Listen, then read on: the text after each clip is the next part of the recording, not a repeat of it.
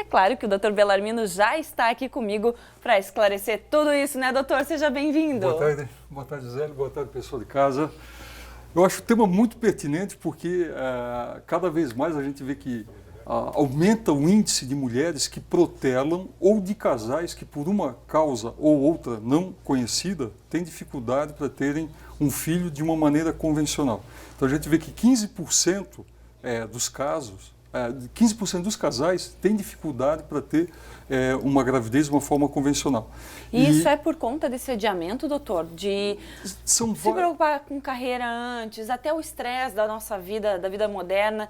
Isso tem aí causado esse problema? Tudo isso acaba influenciando porque cada vez mais a gente faz uso de transgênico, corante, conservante, um ar poluído, o estresse, a carga de estresse, principalmente para a mulher que tinha uma vida fértil muito acolhedora até então, que era resguardar da casa, os filhos. Hoje a gente sabe que a mulher tem uma multifacetada e atende em múltiplas áreas. Então isso é uma sobrecarga muito grande.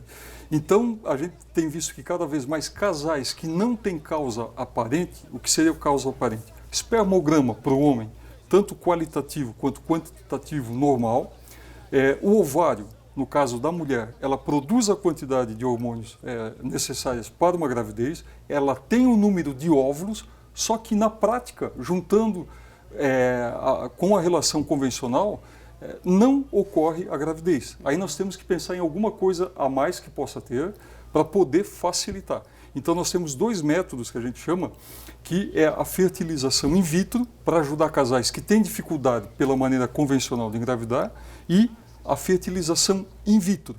E no final a gente pode ainda arrematar falando sobre o congelamento de óvulos, que muitos casais às vezes optam por não ser o momento adequado para postergar essa gestação. Pouquinho. Só garantir. A gente vai falar de tudo isso e muito mais. Aliás, aproveita, manda sua perguntinha lá no nosso Facebook do Ver Mais Blumenau. O Dr. Belarmino vai com certeza atender aqui com todo prazer, para a gente não deixar nenhuma dúvida para trás. Doutor, quando a gente fala de infertilidade do casal, a gente fala do casal porque não existe mais isso de ser só a mulher, né? Nunca existiu, na verdade, é só uma questão de saber disso, né? Qual o primeiro passo para tratar esse casal que quer ter o filho e não sabe qual é o problema? Se de repente é isso mesmo de ter problema aparente, né? Se for os principais casos que a gente tem que recorrer à fertilização in vitro, não há nenhuma causa no homem, ele tem a quantidade suficiente de espermatozoide, a mulher não tem problema nos ovários, ela não tem um problema uterino, ela não tem nada fisicamente falando e nem na parte sanguínea, quimicamente falando, que possa dificultar. Ou seja, o casal foi virado do avesso, foi investigado tudo e nenhum laudo. O urologista diz que o parceiro está apto para poder engravidar a esposa e a esposa está apta a engravidar segundo o ginecologista. Então, por que não ocorre? Esse caso é chamado de causa não aparente. Nesse caso, a gente faz o seguinte: sugere, se o casal, dependendo da idade, se a mulher ela já está tentando há muito tempo, porque o apogeu do óvulo ele ocorre até os 36 anos de idade. É o período que a mulher tem uma fertilidade muito grande. E às vezes o casal está tentando, vamos supor, a partir dos 30 anos de idade, a mulher já não, os óvulos delas vai acabar tendo uma validade menor. Em 5 anos, teoricamente, ela tem que engravidar.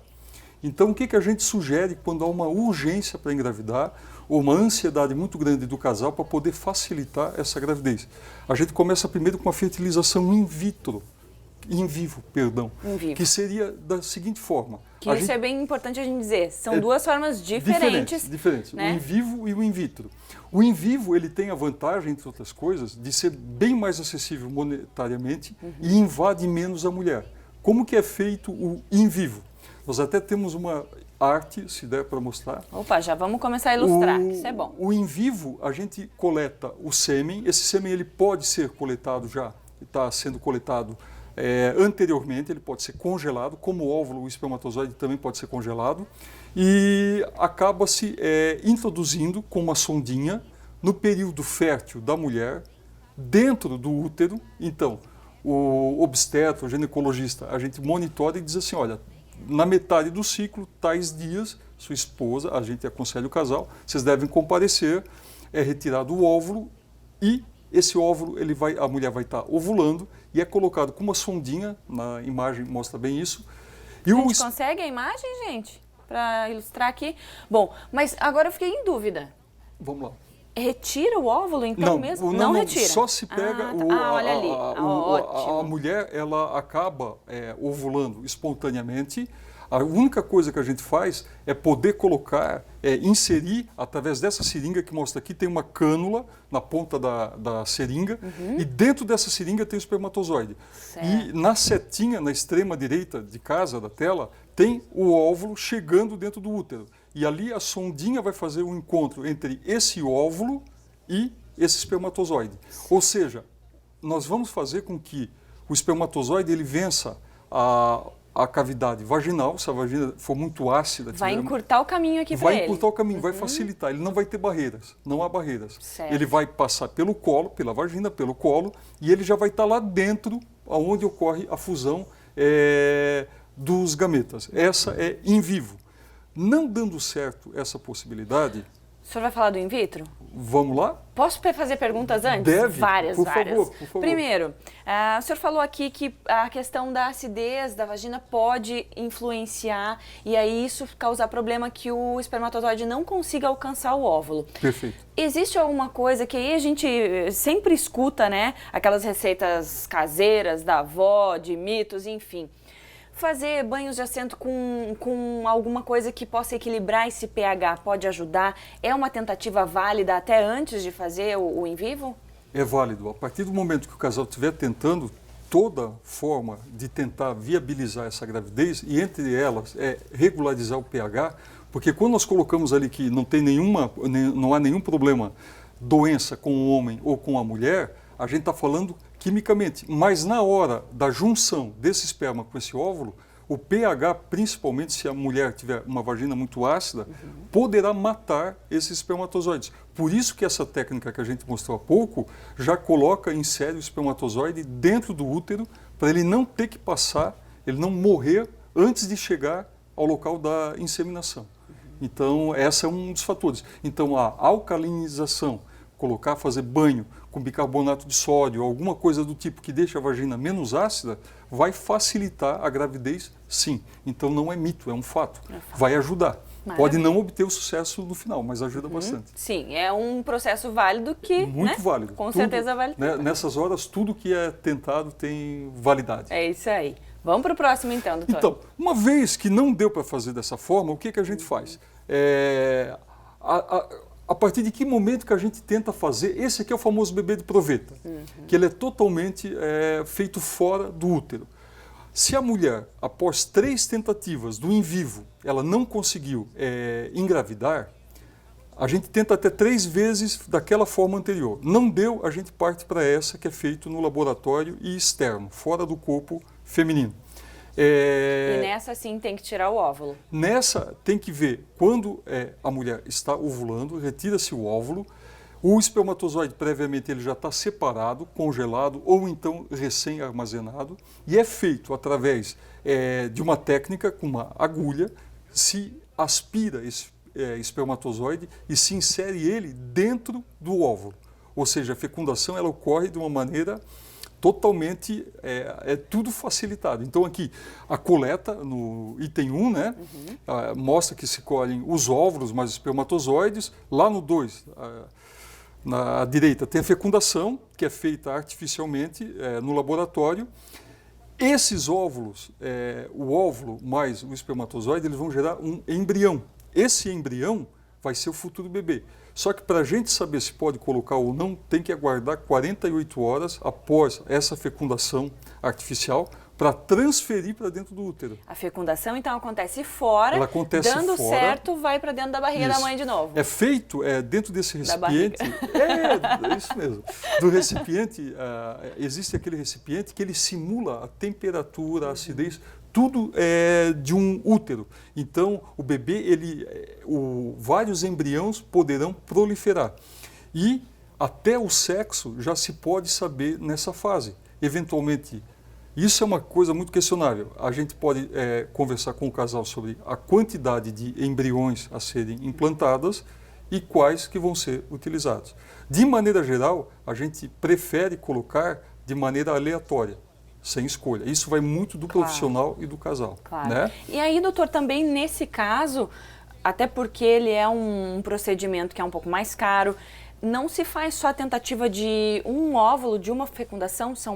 Mais de um que é fecundado? Geralmente, nesse caso, se colocam 3 embriões para, no caso de um ou 2 deles não virem a ter sucesso, aumentar a possibilidade da mãe vir a gerar um desses embriões. E aí acontece os casos aí dos trigêmeos. Até quadrigêmeos. Existem países, no Brasil, o Conselho Federal de Medicina, ele orienta, inclusive ele sugere o número de embriões a serem transferidos. Mas eu sei de países que permitem um número até de 5, 6, que seria muito no caso de todos virem a vingar, digamos assim. Porque daí, dando certo, não é uma opção de descartar também, não, né, doutor? Não. Aí é encarar e fazer o pré-natal. Isso aí. Então vamos tomar uma água depois dessa? Lá. Já pensou vir 6 de uma vez? Não.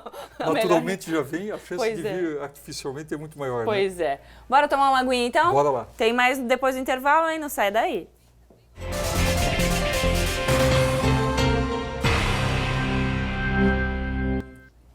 Já estamos de volta, hoje falando de fertilização in vitro, in vivo, congelamento de óvulos, como as famílias podem fazer para ter um bebê se está difícil aí da forma natural, né? Doutor, a gente já falou desses 2 procedimentos, in vivo, in vitro. Dá para a gente mostrar aquelas imagens ali, gente, até para a gente poder deixar mais claro, né, doutor? Então, para quem está em casa, antes a gente explicou que o espermatozoide é colocado dentro do útero. Essa foto, ela ilustra a pinça, a sondinha, que tem o espermatozoide ali dentro, que ela está sendo inoculada, essa parte globular azul é o óvulo. E essa pinça é que contém o espermatozoide. Eles estão inserindo o espermatozoide dentro do óvulo. Bota a próxima imagem já que daí dá para ver. E agora vamos ver em que local que acontece isso. Isso acontece num laboratório, essa estrutura é um microscópio e o profissional está inserindo com a pipeta, que é esse instrumento onde tem o espermatozoide dentro, e na base dela está o óvulo. Então ali está sendo feito artificialmente a inoculação do espermatozoide dentro do óvulo. E depois é inserido dentro do útero a partir de 48 horas após essa fecundação. E a mulher também vai ter que tomar alguns hormônios para ajudar a fixar. Ela vai ter que fazer repouso, que é muito importante. Ela vai ter que tomar alguns medicamentos para ajudar a fixar esse embrião, porque de uma maneira ou de outra, mesmo sendo do marido e da esposa, enfim, pode ter alguma rejeição, porque foi algo meio que artificial, foi colocado lá, não foi dentro das condições. Exatamente. Nessa linha, doutor, o bebê que é concebido dessa forma, vai ter alguma diferença para uma outra criança que é concebido de maneira natural, né? Veja, nesse caso, não, Gisele. É a mesma expectativa. O bebê ele não vai ter qualidades a mais, nem a menos, porque mesmo na fecundação, a única coisa que a gente consegue ver, quando é inserido, tenta-se colocar o melhor espermatozoide e o melhor óvulo. Qual é o melhor óvulo? É aquele que está 100% amadurecido, que a gente vê isso no microscópio. Mas a partir do momento que ocorre a fusão, por isso que quando se colocam 3, 2 embriões, e alguns deles são expelidos, é porque muitos deles, mesmo sendo feito em laboratório, há uma incompatibilidade dos gametas. A genética não é favorável e o corpo, em forma de defesa, não é o procedimento que falhou. O corpo fez a leitura e disse assim, esse bebê não é viável para essa gestação, então vamos protegê-lo. E aí acaba sendo expelido.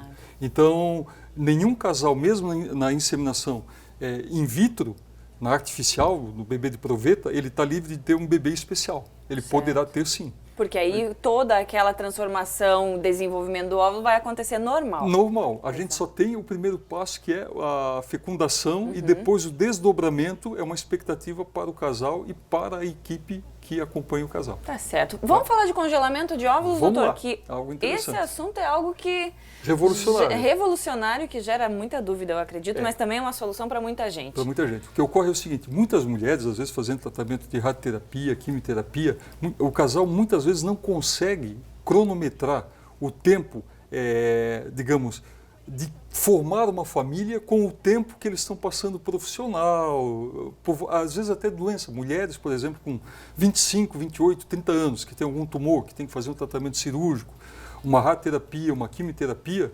essa paciente ela não vai poder engravidar por 5 anos. Então, o que a gente sugere, dependendo da idade? Às vezes ela vai, quando terminar o tratamento oncológico, ela vai estar muito próximo do período de baixa fertilidade. Então, a gente sugere que ela congele os óvulos para, posteriormente ao tratamento, aí, antes de começar o tratamento, esse óvulo é retirado, é congelado, e ela poderá reutilizá-lo a partir do momento que ela achar adequado. Isso é feito em laboratório, é feito em clínicas. Aqui mostra uma imagem de um recipiente. Dentro desse tubinho tem um embrião. Essa parte que a gente vê aqui é uma parte da refrigeração, na verdade, é uma... E são laboratórios especializados. Ela vai retirar esse óvulo e depois vai pagar uma mensalidade para mantê-lo lá até o dia que ela decidir usar. É feito, separado o embrião. Esse embrião ele é um processo muito parecido, chama-se vitrificação.